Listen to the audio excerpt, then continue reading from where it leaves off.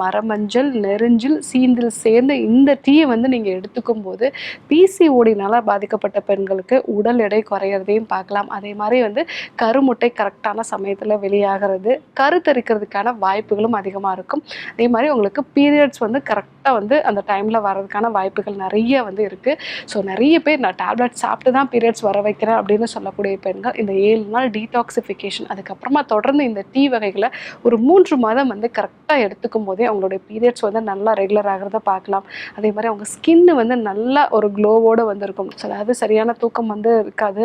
காலை நேரத்தில் தான் வந்து நல்ல தூக்கம் வந்து அவங்களுக்கு இருக்கும். நிறைய ஸ்ட்ரெஸ் ஆகக்கூடிய ஒரு நிலையெல்லாம் இருக்கும். அது எல்லாமே இந்த கழிவு நீக்க சிகிச்சை முறைகளை எடுத்து நான் சொல்லக்கூடிய இந்த டீ வகைகளை வந்து நீங்கள் எடுத்துக்கும் போது நல்ல ஒரு மாற்றத்தை வந்து பார்க்கலாம். ஸோ பிசிஓடினால பாதிக்கப்பட்டிருக்கீங்க அப்படின்னா 7 நாள் எடுத்துக்கொள்ளக்கூடிய நெய் மருந்து சிகிச்சை முறை இது வந்து கழிவு நீக்க சிகிச்சை முறை.